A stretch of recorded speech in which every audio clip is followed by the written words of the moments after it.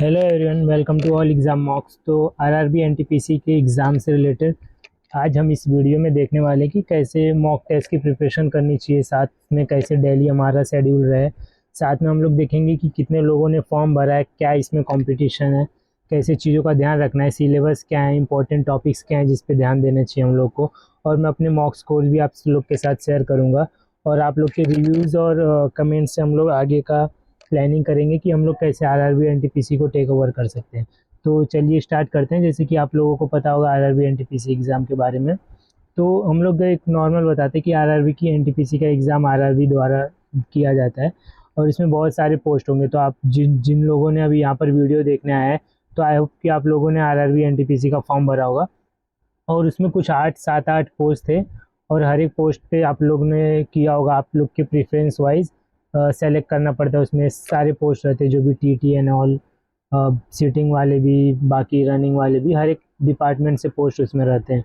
और इसमें अगर मैं कॉम्पिटेटिव एग्स की बात करूँ तो मैं बता दूं कि 2025 में जो फॉर्म भरे हैं वो कुल 1 करोड़ 21 लाख लोगों ने भरा है, जिसमें से लेट मी एक्सप्लेन है, जिसमें से आप कह सकते हो कि 58 लाख जो फॉर्म है वो अंडर ग्रेजुएट वालों ने भरा है और जो 68 या 63 लाख के आसपास है ये अंडर ग्रेजुएट वाले लोगों ने फॉर्म भरा। मतलब ये एग्ज़ाम मैं ग्रेजुएट पोस्ट वालों के लिए बता रहा हूँ, जिसमें आरआरबी एनटीपीसी ग्रेजुएट के पोस्ट द्वारा दिया गया था। अब इसमें हम लोग बात करें तो जैसे कि आप लोग को पता होगा कि जो आरआरबी का एग्ज़ाम है वो 2 पार्ट में होने वाला है। पहले CBT 1 होगा, ठीक है, कंप्यूटर बेस्ड टेस्ट 1, और फिर उसके बाद कंप्यूटर बेस्ड टेस्ट 2 होगा। तो अगर मैं टेस्ट 1 की बात करूँ तो जिसमें इसमें मैथ्स, रीजनिंग, जनरल अवेयरनेस आता है। इसमें बहुत सारे लोग फॉर्म वो हिंदी मीडियम वाले लोग भी बहुत भरते हैं, बिकॉज आप लोग देख सकते हो जैसे कि इसमें इंग्लिश सेक्शन नहीं रहता है। तो ये बहुत लोगों के लिए अच्छा रहता है कि इंग्लिश सेक्शन इसमें नहीं रहता है, तो वो पूरा स्किप करने के लिए मिलता है। इसमें सिर्फ मैथ्स, रीजनिंग, जनरल अवेयरनेस भी रहता है। आगे मैं आप लोगों को इसके ब्रेकेज के बारे में भी बताऊंगा और इसके बाद इस स्लाइड्स के बाद मैं अपने स्कोर से भी रिलेटेड चीज़ें बताऊंगी कि मैं क्या स्कोर कर रहा हूँ, क्या स्टैंडिंग है, कहाँ वर्क करने की ज़रूरत है, कहाँ और इम्प्रूवमेंट लाया जा सकता है, किस टॉपिक पे ध्यान देना है और किस चीज़ में कंटिन्यूस कंसिस्टेंसी मेंटेन करनी है कि वो अचीवेबल हो सके। तो हाँ, उसके बाद फिर CBT 2 एग्ज़ाम भी होता है। तो आप लोगों को पता होगा कि CBT 1 का तो ब्रेकेज मैंने आगे स्लाइड में किया है। CBT 2 लोग बहुत लोग अवॉइड कर देते, ध्यान नहीं देते। बट मैं बता दूं कि CBT 2 में 50 मार्क्स का जीके होता है यहाँ पर, और इसमें 35 मार्क्स का मैथ्स क्वेश्चन रहेगा, ठीक है, मैथ्स, और फिर 35 मार्क्स का रीजनिंग रहेगा। अगेन इसमें इंग्लिश देखने के लिए नहीं मिलेगा, ठीक है। इसमें साथ में आपको लोग को पता होगा कि 1/3 नेगेटिव मार्किंग भी रहता है। CBT 1 में जहाँ 100 मार्क्स का क्वेश्चन होता है, यहाँ पर ये 120 क्वेश्चन का होता है, तो आप लोग को ये देना है। फिर उसके बाद टाइपिंग स्किल टेस्ट भी होता है। मतलब आप लोग को ये एग्ज़ाम देने के बाद एक क्वालिफाइंग राउंड रहता है जिसमें आप लोग को कुछ 33 या 30 वर्ड्स पर मिनट में आपकी एक रहनी चाहिए, जिससे आपको पता चलना है कि आपके कंप्यूटर की भी नॉलेज है। फिर उसके बाद की फाइनल स्टेज होता है जिसमें डॉक्यूमेंट वेरिफिकेशन, और अगर कोई जॉब है जहाँ पर मेडिकल एग्जामिनेशन की ज़रूरत है तो वो भी चीज़ को किया जाता है और चेक किया जाता है कि सब लोग क्वालिफाइड हैं कि नहीं उस चीज़ के लिए। अब मैं यहाँ पर इस स्लाइड में आप लोग को बता दूँ कि मेरे जो स्कोर हैं आप लोग देख सकते हो कि मतलब 70 से 80 वेराई करते रहते हैं। इसमें जैसे 70 आया, 77 था, इसमें 71, 70, तो इसमें था। ये मतलब टेक्स्ट बुक के मॉक है। अगर आप लोग PYQs देखेंगे तो इसमें मतलब और अच्छा स्कोर हो जाता है, क्योंकि एज वी ऑल नो कि PYQs हमेशा इजी लेवल पे रहते हैं, पर जो हम लोग रियल रियल टाइम पे मॉक देते हैं वो थोड़ा डिफिकल्टी लेवल इसलिए बढ़ा के रखते हैं ताकि हम लोग उस प्रकार प्रिपेयर रहें, ताकि बेटर है। और आप लोग ये देख सकते हो कि मेरी टाइमिंग जैसे अगर 90 मिनट का है तो मैं 60 मिनट में, इवन 50 मिनट्स में भी मैंने पेपर ख़त्म कर दिया है। तो ये सब की क्या स्ट्रेटेजी है, क्या है, सब लोग हम लोग इस वीडियो में देखेंगे। अगर मेरे से कुछ बच भी जाएगा तो मैं उसको ट्राई करूँगा कि हम लोग नेक्स्ट वीडियो में कवर करें। और अगर आपकी कुछ भी रिक्वायरमेंट रहेगी तो आप लोग ज़रूर कमेंट कर सकते हैं, तो I will cover that also. अब इसमें आप लोग को क्या देना है, RRB NTPC government exam mostly कौन होते हैं बैंकिंग को छोड़ के। मोस्टली गवर्नमेंट एग्जाम में ये क्या रहता है कि most important thing is PYQs।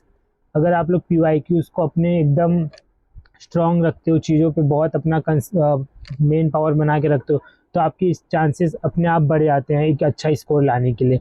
फिर उसके बाद बचे हुए जो कुछ मार्क्स रहते हैं जिसमें आप लोग को अच्छे रैंक या अच्छे क्वालिफिकेशन तब हो जाता है जब आप कोई डिफिकल्ट क्वेश्चन को अटेम्प्ट कर पा रहे हो और उसको सॉल्व कर पा रहे हो, आप उस टाइम मैनेजमेंट पे उसको कर पाए। और GK as we all know कि जीके यहाँ पर एज अ फैक्टर रहता है करने के लिए। तो मोस्ट इम्पॉर्टेंट क्या है, जीके क्वेश्चन हो गया, मैथ्स हो गया। तो एक बहुत इंपॉर्टेंट चीज़ रहती है कि आप लोग एंग्जाइटी से कैसे लड़ रहे हैं एग्ज़ाम टाइम में। अगर आपने एंग्जाइटी से अच्छा किया और आप ट्राई कर रहे हो कि अब काम पोजीशन पे अब पेपर दे रहे हो, तो मोस्ट प्रोबेबल चांसेस है कि आपके कुछ क्वेश्चंस के आंसर्स जल्दी बन जाए और कुछ क्वेश्चंस के ट्रिक्स जल्दी क्लिक हो जाए और आप लोग उसको जल्दी सॉल्व कर सके। तो ये CBT 1 का ब्रेकेज है। मैं इसको कह सकता हूँ कि ये CBT 2 में भी कुछ इसी प्रकार रहता है, क्योंकि ये वेटेज की मैं बात कर रहा हूँ। तो वेटेज की बात करूँ तो इसमें 35 से 40 और 35 से 30 से 35, 35 से 40 जीके हमारा हो गया, 30 से 35 मैथ्स हो गया, और जो रीजनिंग रहता है वो 25 से 30 रहता है। CBT 1 में मैंने देखा है कि बहुत कम ही रीजनिंग आता है, बट हाँ आते हैं, ऐसे भी नहीं है। 10 क्वेश्चन 20 क्वेश्चन तो रहते हैं, 15 question, no doubt in that. बचा हुआ मैथ्स और जीके रहता है। GK as a most important. अब जीके में क्या क्या टॉपिक्स है, क्या इंपॉर्टेंट चीज़ों पे ध्यान रखना है, इसके भी बारे में मैं आगे बताऊंगा। अब आ जाते हैं हम लोग की किस किस एरिया पे। ये कुछ टॉपिक्स हैं जिस पे आपको ध्यान देना ही है, इसको आप लोग छोड़ नहीं सकते हो। इधर मैं जनरल साइंस में एक बार बायो को थोड़ा हाईलाइट करना चाहूँगा, ठीक है। बायो क्या, मैं एज अ पूरा जनरल साइंस में बायो को थोड़ा सा ज़्यादा, थोड़ा सा, ठीक है। मैथमेटिक्स में नंबर सिस्टम टॉप पर, परसेंटेज, रेशियो प्रोपोर्शन हो गया, टाइम एंड वर्क हो गया, प्रॉफिट एंड लॉस हो गया। ये टॉपिक्स आपके छूटने नहीं चाहिए। अब कुछ बेसिक टॉपिक हैं जो लोग ध्यान नहीं देते हैं, ईजी समझ के हो गया, LCM HCF हो गया, ठीक है। LCM HCF हो गया, मेंसुरेशन से कुछ क्वेश्चन आते हैं, बट एज अ वही है, ऐसे क्वेश्चन बहुत कम बनते हैं। बट ये है कि जो भी मैथमेटिक्स पे पूरा रहता है, आप ये मैंने सिर्फ मोस्ट इंपॉर्टेंट टॉपिक्स दिए हैं यहाँ पर, मोस्ट इम्पॉर्टेंट टॉपिक MIT, ठीक है। तो मैं और टॉपिक्स क्यों नहीं कर रहा, क्योंकि आप लोग को पता होगा कि और बहुत सारे मैथ्स में टॉपिक आते हैं, जैसे कि टाइम एंड डिस्टेंस हो गया, geometry, trigonometry, algebra, elementary, static, square root, as calculation, calendar clock, pipe systems, ये सब भी टॉपिक्स है। पर ये टॉपिक्स कुछ ऐसे हैं जो कि आपके 60% सिलेबस कवर कर देते हैं। रीजनिंग में एनालॉजीज में भी आप लोग याद रखना कि इसमें एब्स्ट्रैक्ट रीजनिंग के भी पार्ट आते हैं, इमेज वाले 2-3 क्वेश्चन उससे आते ही हैं। कोडिंग, डिकोडिंग, सीरीज और पजल। फिर उसके बाद अगर जनरल अवेयरनेस की बात करें तो करंट अफेयर्स में भी इसका वेटेज रहता है। हिस्ट्री, ज्योग्राफी और जनरल साइंस में अच्छा खासा वेटेज इनका रहता है। बात करें हमारा कि आप लोग सक्सेस प्लान क्या रख सकते हो, आप लोग को ध्यान देना है कि आप लोग डेली प्रैक्टिस कर रहे हो। डेली प्रैक्टिस के लिए मैं आप लोग को बता दूं कि आपका कैलकुलेशन होना चाहिए डेली, ठीक है। डेली आप तीनों सिलेबस, तीनों सब्जेक्ट, तीनों सेक्शंस पे ध्यान दे रहे हो, और उस शेड्यूल में आप बना के उसको प्रॉपरली फॉलो कर रहे हो, ये होना चाहिए।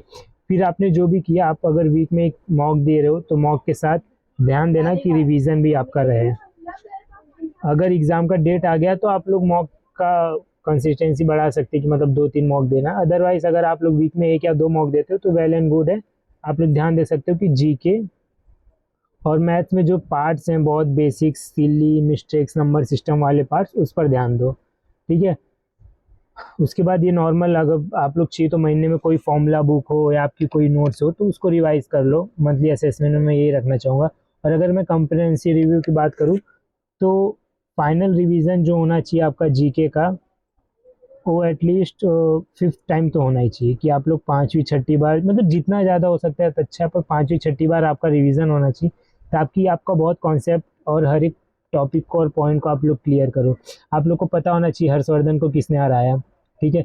पुलकेशिन टू किस साम्राज्य से था, कहाँ से वो आया था, ठीक है। ऐसे हर एक चीज़ों का ब्रेक डाउन होना चाहिए। फिर उसके बाद जैसे कि हमारा कॉन्स्टिट्यूशन बनने से पहले जो हमारे पहले रेगुलेटिंग लॉज आते थे, इंडियन एक्ट आते थे, ठीक है, ये सब पता होना चाहिए। 1778 से लेके पूरा जो भी 1935 तक बना है, ये सारे आपको पता होने चाहिए। डायरची कब आया, ठीक है, मुस्लिम को राइट्स कब मिला, उनका कब आया फॉर्म, और उसके बाद फिर बंगाल पार्टीशन कब हुआ, ठीक है। 1909 को कौन सा रिफॉर्म बोलते हैं, मतलब जैसे कि मोर्लेमेंटो रिफॉर्म्स इसको बोलते हैं, और 1999 को मॉन्टेगू चैम्सफोर्ड रिफॉर्म बोलते हैं, ये आपको पता होना चाहिए। गांधी जी ने सिर्फ एक ही सत्याग्रह किया है, ठीक है, वो आपको पता होना चाहिए। मतलब गांधी जी ने एक ही सीटिंग किया है आज तक कांग्रेस में, तो आपको वो पता होना चाहिए। सरदार वल्लभ भाई पटेल ने किस जगह पर, मतलब कौन से जगह पर सीटिंग की थी, वहाँ पर मतलब हेड बना था, तो ये सब आपको सब मतलब ऐसे पता होना चाहिए। जैसे मुझे जीके के ऐसी चीज़ें पता है, आपको भी ऐसे एकदम लाइन टू लाइन पता होना चाहिए, ठीक है। उसके बाद जमींदारी सिस्टम, परमानेंट सेटलमेंट, ये जो भी है, एंशियंट मेडल, एवरीथिंग। फिर उसके बाद हिमालयज एंड ऑल, जीके मतलब कॉम्प्रिहेंसिव आपकी अंडरस्टैंडिंग, स्टडी और रिवीजन होना चाहिए। अब आ जाता है कि कुछ लोग होंगे जो कि मॉक को पूरा 90 मिनट लेके करते होंगे। सीवीटी 1 की अगर मैं बात कर लूँ, तो मैं आप लोग को बता दूं कि इतना ध्यान नहीं देना चाहिए। आप लोग 90 मिनट ले रहे हो मतलब आप लोग को प्रिपरेशन में बहुत कमी, क्योंकि ये जो पेपर जिस प्रकार बना है, आपका 50 टू 60 मिनट्स में पेपर तो हो जाना चाहिए। एग्जाम में ऐसा नहीं कि 60 मिनट बाद आप कुछ नहीं करोगे, 30 मिनट्स में भी आपके बची हुई चीज़ों पे ध्यान दोगे। बट अभी मॉक में ऐसा होना चाहिए कि आप लोग 50 टू 60, मैं तो कहता हूँ इवन 70 मिनट तक पेपर हो जाना चाहिए। Make it possible. ये अगर आप जिस दिन कर लोगे, ये आपके स्पीड उतनी बढ़ जाएगी, क्योंकि स्पीड सीबीटी 2 में आपके बहुत काम आने वाले। जब थोड़ा पेपर के क्वेश्चंस के लेवल बढ़ जाएंगे, टाइमिंग भी उतना ज़्यादा नहीं रहेगा, तो आपका स्पीड ही वहाँ पर बहुत मेजर रोल प्ले करेगा एज अ सिलेक्शन क्राइटेरिया में। इसके साथ मैं ख़त्म करता हूँ, तो मैं लास्ट में बता दूँ कि आप लोग को कि क्या सबसे ज़्यादा ज़रूरी है। सी कंसिस्टेंसी।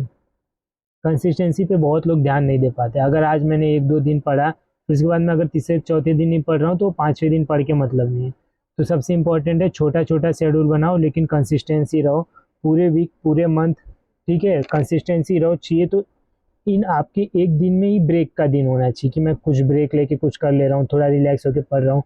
पूरा ज़्यादा सैचुरेटेड भी नहीं होना है, बट ऐसे आपको फ्रेंडली स्टडी प्लान करना है आपका कि वो आपकी कंसिस्टेंसी मेंटेन हो सके। जैसे कि अगर आप आज पढ़े हो कि स्लेव डायनेस्टी के बारे में मैंने आज पढ़ा, तो जैसे आप लोग को पता होगा कि दिल्ली सल्तनत का टाइम कैसा था। तो जैसे सक्सा लवंडा हो गया, ठीक है, इसको मैं कैसे याद करता हूँ कि सबसे पहले स्लेव डायनेस्टी आया था, फिर उसके बाद खिलजी डायनेस्टी आया था, फिर उसके बाद तीसरे तुगलक डायनेस्टी आया था, ऐसे ऐसे सैयद डायनेस्टी आया था, ठीक है, फिर लो से लोधी डायनेस्टी आया था, ठीक है।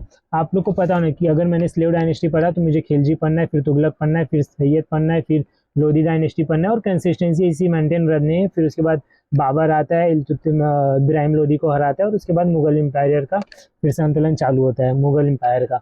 तो इसको मैं कैसे शॉर्ट फॉर्म से याद किया, आप लोग देख सकते हो। देख सके ना, जैसे ये यहाँ पर देख रहे हो, सख्त सा लौंडा, सख्त सा लौंडा, सख्त से स्लेव डायनेस्टी, कैसे खिलजी, तीसरे तुगलक, ऐसे ऐसे सैयद, और फिर एलो से लोधी डायनेस्टी। ऐसे करके आप लोग को क्रोनोलॉजी में याद रखना। और ये बहुत बार पेपर में आ गया, आरआरबी एनटीपीसी के भी आया और बहुत सारे गवर्नमेंट एग्जाम में भी आते। तो ऐसे ही पूरे कंप्रहेंसिव स्टडी के लिए आप लोग ऑल एग्जाम मॉक्स को सब्सक्राइब कर सकते हो। अगर आपको कुछ भी नीड है मॉक्स से रिलेटेड, मैं और भी मॉक्स देने वाला हूँ, मॉक्स की वीडियोस अपलोड करूँगा, उसके एनालिसिस शॉर्ट वीडियोस अपलोड करूँगा। और मैं ट्राई करूँगा कि जितने भी लाइव मॉक्स कंडक्ट हो हॉलीवुड टेक्स्ट बुक के द्वारा, वो हम लोग अटेम्प्ट करें, और उसको मैं आप लोग को यूट्यूब पे लाऊं, और फिर हम लोग अपना स्कोर चेक करेंगे किसका कितना स्कोर आता है। तब तक के लिए please subscribe the channel, like.